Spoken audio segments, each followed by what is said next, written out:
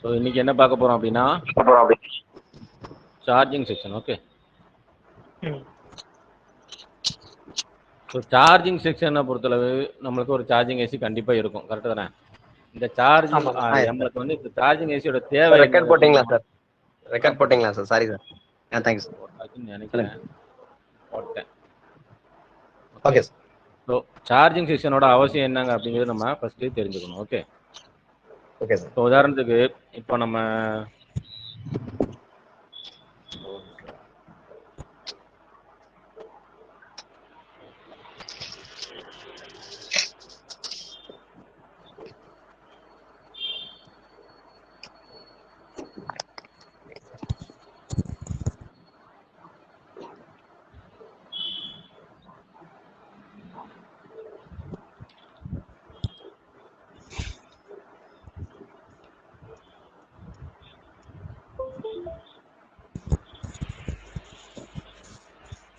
Hello இருக்கு கேக்குது.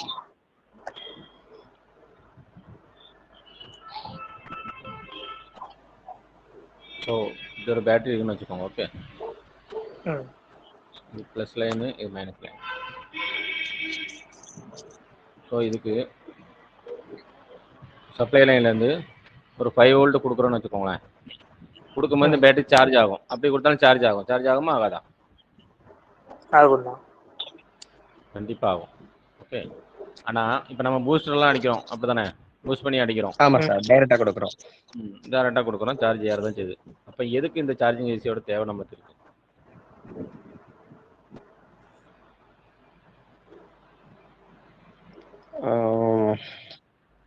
சொல்லுங்க பார்ப்போம். சரியான அளவில் கொண்டு போகிறதுக்கா சார்? ஃபர்ஸ்ட் 100% சார்ஜ் ஆனவொன்னே கட் ஆஃப் பண்ணணும். கரெக்ட் தானே? ஆமாம் சார். ஓகே, கட் ஆஃப் பண்ணணும். Okay, cut off after 100%. 100% charge பண்ணி கட் ஆஃப் பண்ணணும். இல்லை நம்ம அந்த மெத்தடில் கொடுத்தோம்னா டேரெக்டாக என்ன ஆகும்? பூஸ்ட் நீங்கள் எவ்வளோ நேரம் அடிப்பீங்க? அதை பார்த்துக்கிட்டே இருப்பீங்க பேட்டரியை போட்டுட்டு. இல்லைன்னா என்ன ஆகும்? பேட்டரி வீங்கிடும். ஆமாம் சார். ஸோ அதை கரெக்டாக 100% ஆனோன்னா கட் ஆஃப் பண்ணணும். ஓகே, அது ஒரு பர்பஸ். ரெண்டாவது, இப்போ கரண்ட்ஸ் இப்போ சார்ஜ் ஏறுதா இல்லையான்னு நம்ம மானிட்டர் பண்ணணும். இன்னொரு விஷயம், கரண்டாக இப்போ என்ன சார்ஜ் ஏறிக்கிட்டு இருக்கு அப்படின்னு நமக்கு தெரிஞ்சாகும். இது எத்தனை பெர்சன்டேஜில் இருக்குது? 57%, இல்லை 60%, இல்லை 65% நமக்கு தெரியணுமா வேண்டாமா? ஆமாம் சார். தெரியாதானே நம்ம அதுக்குள்ள கண்டிப்பாக தெரியும். ஸோ அதை மானிட்டர் பண்ணணும். ஸோ ஃபஸ்ட்டு கட் ஆஃப் பண்ணணும். இன்னொன்று, கரண்டாக இப்போ எவ்வளோ சார்ஜ் ஏறிட்டு இருக்கு, பேட்டரியில் எவ்வளோ இது இருக்குது, இன்னும் எவ்வளோ நேரம் சார்ஜ் ஏறுங்கிற விஷயத்த நம்ம தெரிஞ்சுக்கிறதுக்கு மானிட்டரிங் பர்பஸுக்கு கண்டிப்பாக வேணும். ஓகே, அதுக்கப்புறம் பேட்டரி வந்து சார்ஜ் ஏறுது அப்படின்னா, பேட்டரிக்கு சார்ஜ் ஏறுறதுக்கு 4.2 வோல்ட் வேணும் அப்படின்னா 4.2 வோல்ட்டு கான்ஸ்டண்ட்டாக அதுக்கு வேணும். 4 வோல்ட்டு, அப்புறம் 3.6, அப்புறம் 4.4, இப்படியே மாறி மாறி ஃப்ளக்சுவேஷன் ஆகிட்டே இருந்துச்சுன்னா பேட்டரியில் உள்ள ஐசி, பேட்டரிக்குள்ளே ஒரு ஐசி இருக்கும், அந்த ஐசி சொல்லி முடிஞ்சிடும். சரியா? ஸோ பேட்டரியும் வந்து அதோட லைஃப் டைம் வந்து இதாயிரும். ஸோ அதுக்காக கான்ஸ்டண்ட்டான அவுட்புட்டு நம்மளுக்கு பேட்டரிக்கு வேணும். இன்னொரு விஷயம், ஃபாஸ்ட் சார்ஜிங் வேணும். நம்ம தேவைப்படுற நேரத்தில் ஃபாஸ்ட் சார்ஜிங் பண்ணணும். அப்புறம் பேட்டரி ஓரளவுக்கு பெர்சன்டேஜ் அட்டன் ஆயிடுச்சுன்னா அதை நார்மல் சார்ஜிங்க்கு அந்த மோடு கொண்டு வரும். ஸோ இவ்வளோ விஷயம் நம்மளுக்கு இந்த சார்ஜிங் ஏசி வச்சு நம்மளுக்கு யூஸ்ஃபுல். ஓகே, கரெக்டு தானே? எதுவும் பாயிண்ட் எதுவும் மிஸ் ஆயிருக்கா? பாயிண்ட் எதுவும் மிஸ் ஆயிருந்தா சொல்லுங்க, ஆட் பண்ணிக்கலாம். நான் சார்ஜிங் ஏசில எதனா டெம்பரேச்சர் மானிட்டர் பண்றது வருமா? சார்ஜிங் ஐசியில் டெம்பரேச்சர் மானிட்டர் பண்ணுற வராது. ஆமாம், பேட்டரி சொல்லலாம், ஒரு வகையில் சொல்லலாம். என்ன அப்படின்னா, டெம்பரேச்சர் மானிட்டர் பண்ணவும் நமக்கு யூஸ் ஆகும். இன்னொரு விஷயம், கரெக்டான பேட்டரி நம்ம அதுக்கு சூட்டபிளான பேட்டரி போட்டிருக்கோமா இல்லையான்னு பார்க்கறதுக்கும் யூஸ் ஆகும். ஓகே, ஏன்னா சூட்டபிளான பேட்டரி போட்டுக்க கண்டுபிடிக்கிறது ஐடி லைனு, டெம்பரேச்சர் செக் பண்ணுறது டெம்ப் லைன். ஓகே, ஸோ இதுவும் இந்த சார்ஜிங் ஏசி இருந்தால் நம்மளுக்கு ஒரு சேஃப்டி மெஷருக்காக இதை யூஸ் பண்ணிக்கிடுவாங்க, இந்த லைன்ஸ்லாம். ஓகே, ஸோ அதுக்காக தான் வந்து நம்ம இந்த சார்ஜிங் ஏசியை ஃபோனில் யூஸ் பண்ணுறோம். ஒரு ஐசிக்கு ஒரு பர்பஸ் இருக்கும்ல, கண்டிப்பாக எல்லா ஐசிக்கும் ஒரு பர்பஸோடு தான் ஃபோனில் வச்சுருப்பாங்க. ஸோ சார்ஜிங் ஏசியோட பர்பஸ் வந்து இதுதான். ஓகே ஸோ இப்போ இப்போ உள்ள மாடல் பொறுத்தளவு இப்போ லேட்டஸ்ட்டாக இருக்க ஃபோனில் உள்ள மாடல்ஸ் வந்து சார்ஜிங் ஏசி வந்து 2 டைப்பில் இருக்கும். ஒன்று வந்து எப்படின்னா, அது என்னென்ன ஒர்க் பண்ணும் அப்படின்னு பார்த்தோம்னா, சார்ஜிங்கோட ஒர்க் பண்ணும். ஓகே, சார்ஜிங்க்கு 4.2 வோல்ட் வேணும். அதை 5 வோல்ட் டு 4.2 வோல்ட்டாக கன்வெர்ட் பண்ணி பேட்டரி கனெக்டருக்கு கொடுக்கும். இன்னொன்று VPH டிஸ்ட்ரிபியூஷன் ஒரு வேலை இருக்குது. அதை எதுக்கு மேலே போட்டாங்க? சார்ஜிங் ஏசி மேலே போட்டுட்டாங்க. எப்பத்துலேருந்து 4G ஏசி என்னைக்கு வந்துச்சோ 4G டெக்னாலஜி வந்ததுலேருந்து சார்ஜிங் ஏசிக்கு ஒரு வேலை கூடிருச்சு. என்ன வேலை கூடிருச்சு? VPHங்கிற ஒரு ஆட் ஆன் ஒர்க்கை அதுக்கு கொடுத்துட்டாங்க. ஏன் கொடுத்தாங்க அப்படின்னா, இப்போ பழைய மாடலெல்லாம் பேட்டரி கனெக்டர் இருக்குன்னா, பேட்டரி கனெக்டர் டு அப்புறம் நேராக பேட்டரி கனெக்டர் எதில் கனெக்ட் ஆகிருக்கும்? நேராக பவர் ஐசியில் கனெக்ட் ஆகிருக்கும். பழைய மாடல். ஆமாம் சார். அப்புறம் சுவிட்ச் இருக்கும். சுவிட்ச் வந்து இப்படி கனெக்ட் ஆகிருக்கும். இப்போ சுவிட்ச் ஆன் பண்ணும்போது பவர் ஐசி வந்து அவுட்புட்டு ஜென்ரேட் பண்ண ஆரம்பிச்சிடும். ஸோ இதுதான் பழைய மாடல் உள்ள கான்செப்ட். ஆனால் இப்போ வந்து என்னது, விபேட் லைனு, அதாவது பேட்டரி லைன் வந்து இதில் கனெக்ட் ஆகிருக்கும் அப்படின்னா நேராக சார்ஜிங் ஏசியில் தான் கனெக்ட் ஆகிருக்கும். சார்ஜிங் ஏசி தான் என்ன பண்ணுது, இந்த விபேட்டை மறுபடி VPHங்கிற லைனை கன்வெர்ட் பண்ணி பவர் ஐசி மற்ற ஐசிக்கெல்லாம் கொடுக்குது. புரியுதா? ஸோ இப்போ உள்ள 4G டெக்னாலஜி வந்ததுலேருந்து இப்போ அந்த 4G பல 3G செட்லலாம் இந்த மாடல் கிடையாது. 4Gலேருந்து இந்த சார்ஜிங் ஏசிக்கு சார்ஜிங் ஒர்க்கு ப்ளஸ் இந்த VPH டிஸ்ட்ரிபியூஷனுங்கிற 2 ஒர்க்கு ஆட் ஆயிடுச்சு. ஓகே, ஸோ இந்த 2 வேலையை மட்டும் பார்க்குற மாதிரி சார்ஜிங் ஏசியை நீங்கள் ஃபோனில் பார்க்கலாம். உதாரணத்துக்கு இந்த 5A செட்லலாம் வருது இல்லையா, இந்த மாதிரி லெக் ஏசி இருக்கும். BQ2560ங்கிற ஐசி இருக்கும். இது வந்து என்ன பண்ணும், சார்ஜிங் ப்ளஸ் VPH டிஸ்ட்ரிபியூஷன் ரெண்டே வேலை தான் அதுக்கு. ஓகே, இது ஒரு டைப்பான ஐசி, டைப் 1ன்னு வச்சுக்கலாம். ஓகே, டைப் 2 எப்படி இருக்கும்னா, அது சார்ஜிங் வேலை பார்க்கும், VPH டிஸ்ட்ரிபியூட் பண்ணும், லைட்டிங் வேலையும் பார்க்கும், கிராஃபிக்ஸை பார்க்கும், ஃப்ளாஷ் லைட் பார்க்கும். ஓகே, ஒரு சில இதில் வந்து இந்த லைட்டிங் மட்டும் தனியாக இருக்கும். ஓகே, இந்த லைட்டிங் வேலையை மட்டும் பார்க்காது, லைட்டிங் மட்டும் தனியாக ஒரு சின்ன ஐசி, ஒரு 6 லெக் ஐசி வச்சு கொடுத்துருப்பாங்க. ஸோ இந்த மாதிரி இந்த graphics, flash light, lighting, VPH charging, இந்த மாதிரி எல்லா வேலையும் சேர்த்து பார்க்குற சார்ஜிங் ஐசியும் இருக்கு. ஓகே, இந்த மாதிரி டைப்ல பார்த்துருக்கீங்களா? ஃப்ளாஷ் லைட் அதில் தான் வருமா? ஃப்ளாஷ் லைட்டுங்கிற அதில் தான் வருமா சார்?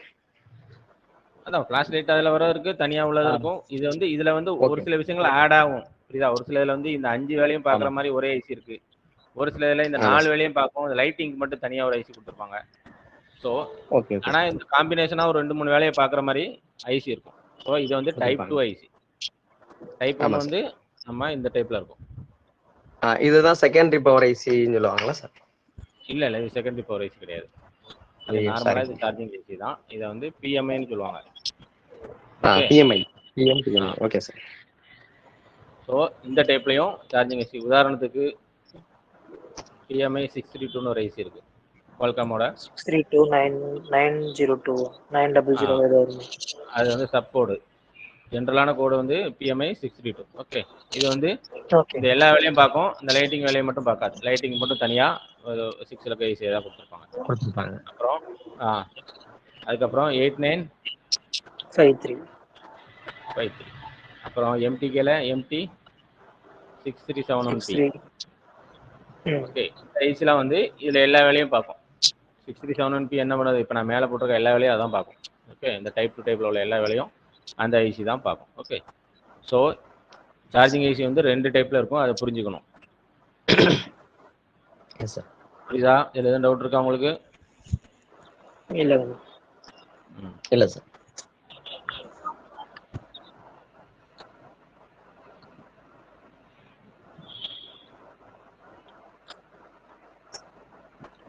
அப்புறம் இந்த பழைய மாடல் சார்ஜிங் ஐசி பார்த்துருக்கீங்களா? பட்டன் செல் எல்லாம் இருக்கும், கீபோர்ட் செட்டில் இருக்கும். பட்டன் செல் இருக்கும். பழைய 3G ஃபோன், 2G 3G, அப்புறம் கீபோர்ட் செல் எல்லாம் இருக்கும். இந்த மாதிரி 6 லெக் சார்ஜிங் ஐசி, இப்போ 6 லெக் லைட்டிங் ஐசி வருது இல்லையா, அந்த மாதிரி 6 லெக் சார்ஜிங் ஐசி இருக்கும். ஓகே, இதில் வந்து சிம்பிளான இது ஒரு அனலாக் ஐசி தான். ஓகே, இது வந்து நம்ம நார்மலாக சிசி கனெக்டர் டு நேராக விபஸ் இந்த ஐசிக்கு இன்புட் ஆகும். ஓகே, அவுட்புட் வந்து ஒரு கரண்ட் சென்ஸ் ரெசிஸ்டர். இது வந்து R22 current sense resistor, CSR current sense resistor. Okay, இது த்ரூ பண்ணி நேராக பேட்டரி கனெக்டருக்கு போகும். ஓகே, அதுக்கப்புறம் இந்த இந்த இன்புட் டு அவுட்புட்டு எனேபிள், இதாவது இந்த ஒர்க்கை ஸ்டார்ட் பண்ணுறதுக்கு ஒரு எனேபிள் லைனு எதுலேருந்து வருது? சிபியூல வந்து வரும். ஓகே, சிபியூக்கு எப்படி தெரியும் அப்படின்னா, இந்த விபஸ்லேருந்து ஒரு ரெசிஸ்டர் போட்டு சிபியூக்கு 2.6 வோல்ட்டோ எவ்வளவோ போகும். போனதுக்கப்புறம் என்ன பண்ணுது? இது வந்து இந்த உங்கள் வோல்ட் இந்த வந்தோடனே இது வந்து இது 1.8 வோல்ட் எனேபிள் பண்ணி இந்த அவுட்புட்டு இங்கே 4.2 வோல்ட்டாக கன்வெர்ட் ஆகி நம்ம பேட்டரி கனெக்டருக்கு போகும். ஓகே, இது வந்து பழைய மாடல் உள்ள சார்ஜிங் ஐசி. ஓகே, இது பார்த்துருக்கீங்களா? இல்லை ஒர்க் பண்ணியிருக்கீங்களா? இல்லை எதுவும் டவுட் இருக்கா அந்த பழைய மாடல் சார்ஜிங் ஐசியில்? பார்த்துருக்கேன் சார். இல்ல பார்த்தது இல்லை எனக்கு. நான் பார்த்துருக்கேன். சார்ஜிங்கில் ஏதாவது கம்ப்ளைண்ட் வரும்போது இந்த மாதிரி இப்போ செட்டில் பழைய மைக்ரோமேக்ஸ் இதெல்லாம் எடுத்து பார்த்தீங்கன்னா இந்த மாதிரி 6 லக் சார்ஜிங் ஐசி தான் இருக்கு. ஓகே,